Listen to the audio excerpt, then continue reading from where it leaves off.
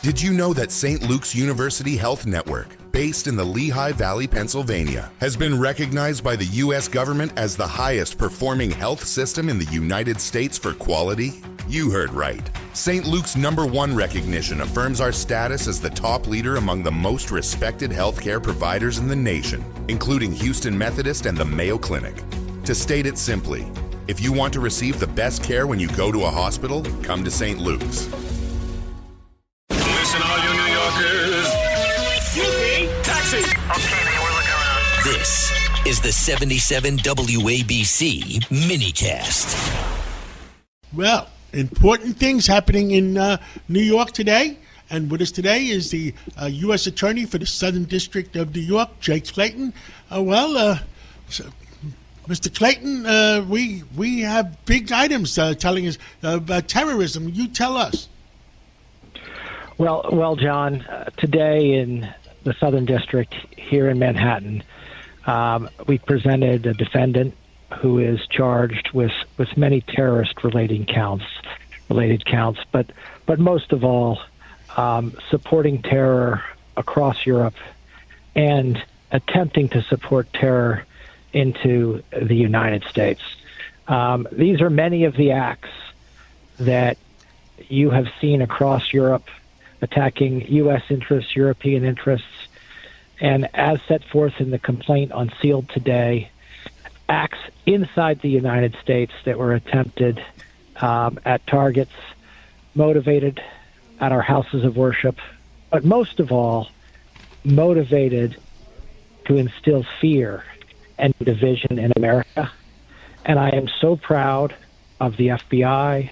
I am so proud of my prosecutors here in New York that Mr. al-Saidi is going to face justice here in New York. Now, let me ask you something. How long do you think he's been trying to get this stuff done? 4 years. We allege 4 years, John. This is a sophisticated network using all of the tools that we read about today that allow foreign actors to engage in terror into the United States, using social media, using encrypted messages, using cryptocurrency to make payments, and using very sophisticated, coordinated messaging to radicalize others. This is something that we are tracking, and thank God that the U.S. and under President Trump, that we have devoted the resources to bring these people to justice. I can tell you that but for the respect we have on the world stage as a result of the actions of the Trump administration, this man would not be in detention in New York City. Now, was he acting on his own? Was there any particular government that you suspect was pushing him, or how does it work? John, as alleged, and as I always want to make clear, in America, these are only allegations. We have to prove them in a court of law. But as alleged, he's working with both Hezbollah and with the IRGC. So it's all coming from Iran and Iran-related terrorists. And taking a step, yes, John, taking a step back.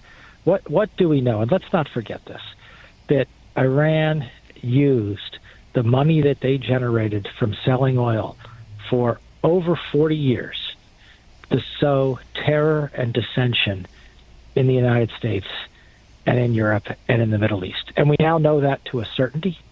And thank God we've decided that after 40 years, enough is enough.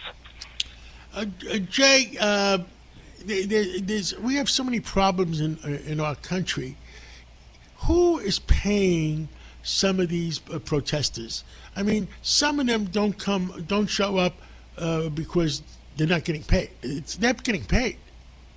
Any suspicion? Has the FBI or anybody been able to break down any of these people? Well, let's take a look at some of the things that we are learning, even from the complaint that you see today.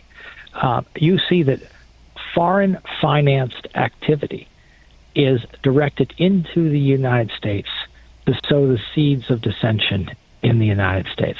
And John, my belief is that, put this particular situation aside, it is much greater than we could have ever expected.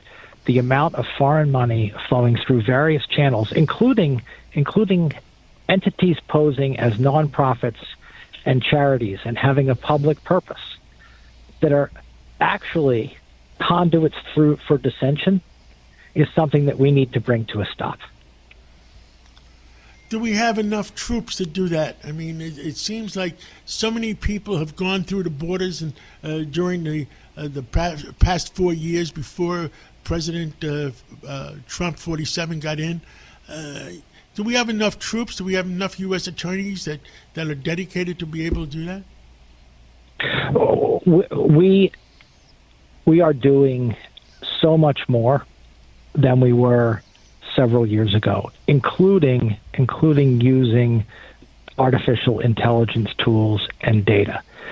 John, we need more data from these so-called charitable organizations. We need more data from our benefits distribution organizations. But with that data, we can better identify the bad actors. And I am telling you that AI is going to have a big impact on the business community. I think it's going to have an even bigger impact on the public sector, on law enforcement, on detecting benefits fraud, on identifying people who are here to do harm to Americans. And we should harness those tools as quickly as possible. Anything else you want to tell the American people?